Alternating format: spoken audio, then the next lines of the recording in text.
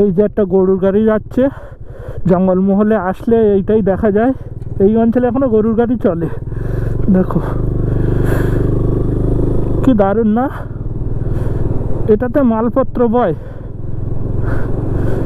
এখনো গরুর গাড়ি আছে। আর ঝাড়গ্রাম ঢোকার পর থেকেই এটা ল্যান্ডস্কেপ চেঞ্জ হতে শুরু করেছে। দেখলেই বোঝা যায় যে অনেকটা দূরে চলে এসেছি বাড়ি ছেড়ে। সূর্যের আলোটা কখন উঠবে আদৌ, মেঘ করে আছে তো, খুব ঠান্ডা লাগছে। আর এখানে দেখছি প্রচুর ধান চাষ হয়েছে, দেখো চারিদিকে সবুজ হয়ে আছে। আবার একটা হচ্ছে জঙ্গলের ভিতর দিয়ে যাচ্ছি, কি জঙ্গল জানি না। বিনপুর থেকে মোটামুটি 2-3 কিলোমিটার আসলাম, তারপরে এই জঙ্গলটা পড়লো। দারুণ কর্নারিং আছে এই রাস্তাটা। এটাও হচ্ছে শালের জঙ্গল। এই রাস্তাটা সিনিক বিউটি দারুণ, ওই জন্যই এটা চুজ করলাম। আর ঘাটশিলা দিয়ে গেলে সেই একটানা হাইওয়ে, কিন্তু এ রাস্তায় তো ভালোই চালাচ্ছি, 70-75-এ চালাচ্ছি। হ্যাঁ, এর মাঝে মাঝে বাজার টাজার পড়ছে, তখন একটু স্লো হতে হচ্ছে, তার জন্য কোনো অসুবিধা হচ্ছে না। এই শিলদাতে আসলাম, শিলদাতে দাঁড়িয়ে আছি। এখন হচ্ছে একটু ধোসা খাবো। এখন বাজে 8টা, টিফিন করে নিই, এরপর দুপুরের দিকে লাঞ্চ করবো কিনা দেখবো। শিলদা ক্রস করলাম, তো শিলদায় পেয়ে গেলাম, ধোসা পেয়ে গেলাম। মশলা ধোসা খেয়ে নিলাম। তো পুরি টুরি অন্য কিছু খেলে শরীর খারাপ হয়, আমি খাই মেনলি মুড়ি ঘুগনি, আর না হলে রুটি তড়কা। তো ভালো জিনিস পেয়ে গেলাম, ধোসা। কোনো শরীর খারাপ হওয়ার কিছুই হবে না, আর পেটটাও ভরতে হবে। বেশ দাম কম নিল, অনেক বড় মশলা ধোসা দিল 25 টাকা।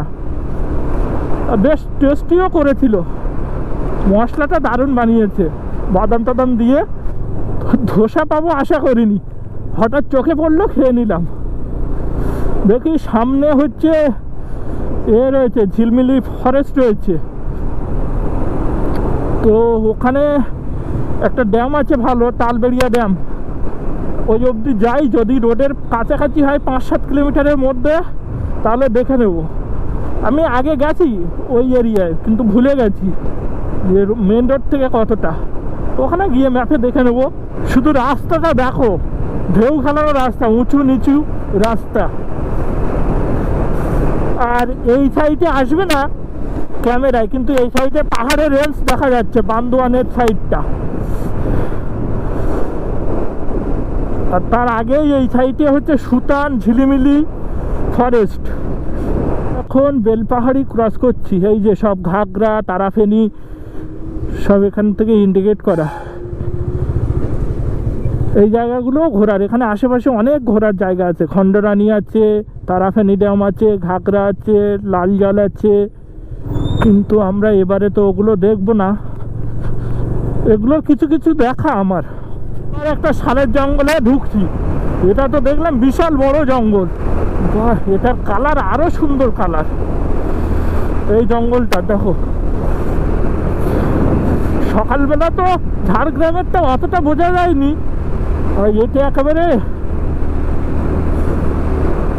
গ্লেস দিচ্ছে। লাল পাতা, তার সঙ্গে হচ্ছে সবুজ কচি পাতা। এখানে দাঁড়িয়ে তো একটা ছবি তুলতেই হবে। আর এখন তার উপরে রোদ্দুর উঠেছে, তো আরো সুন্দর লাগছে। গতকাল রাতে তো ঘুম হয়নি, যা হয় আর কি। রাইডে আসার আগের রাত্রে ঘুম একদমই হবে না। অনেক চেষ্টা করলাম, তাও ঘুম হয়নি। ওই 2 ঘন্টা মতো ঘুম হয়েছে। মনে মনে একবার ভেবেছিলাম যে বর্ষা হচ্ছে, যাব।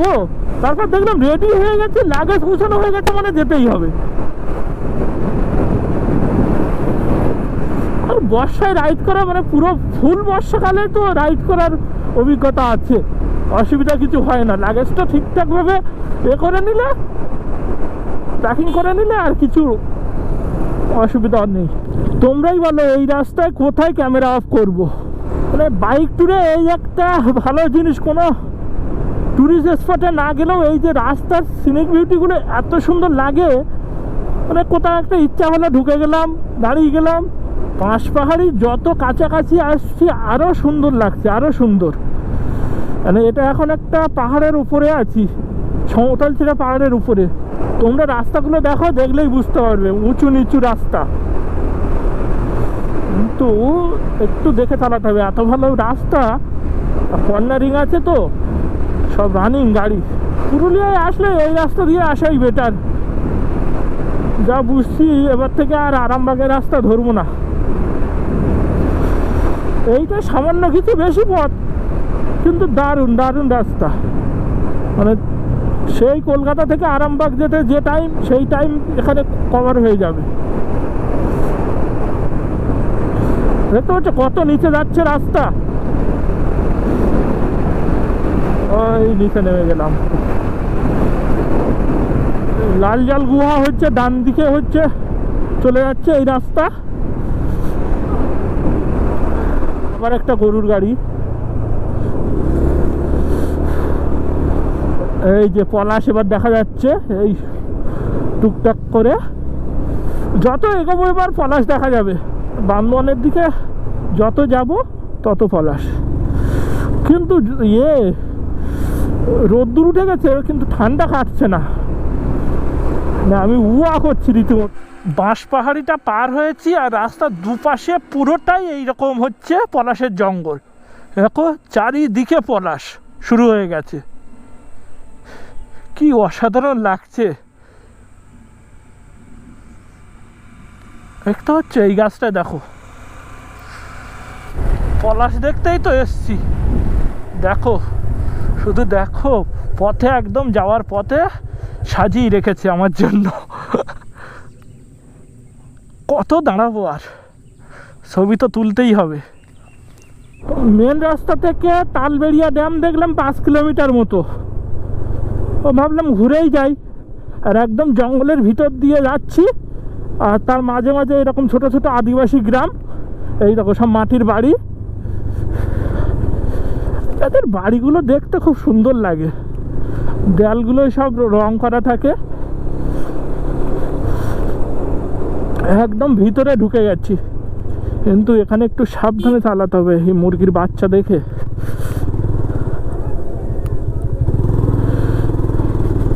তালবেড়িয়া ড্যামটা একদম পাহাড়ের মাঝে, চারিদিকে পাহাড় দিয়ে ঘেরা, খুব নির্জন জায়গা।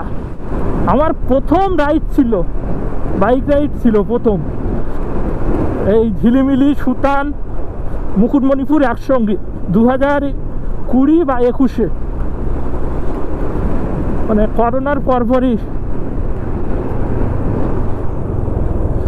FZ নিয়ে এসেছিলাম, আমার মনে আছে। তারপর দ্বিতীয় রাইড ছিল পুরুলিয়া। আর তারপরে একদম সোজা পাহাড়, দার্জিলিং। দেখো শুধু পলাশ গাছ দেখো। যারা পলাশ দেখতে আসবে এই পাশে এসো। এই তালবেড়িয়া ড্যামটা খুব সম্ভব হচ্ছে বাঁকুড়ার মধ্যে পড়ছে,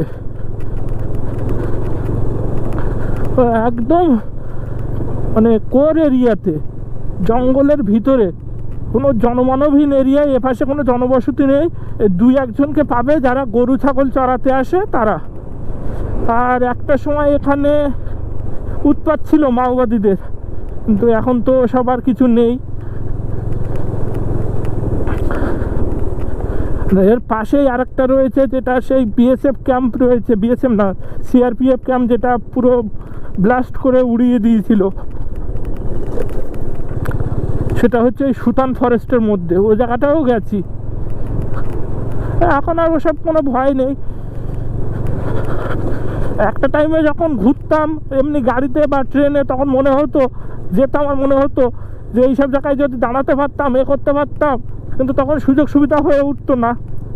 কিন্তু এখন নিজের খেয়াল খুশি যেদিকে খুশি যেতে পারছি, যেখানে খুশি দাঁড়াতে পারছি।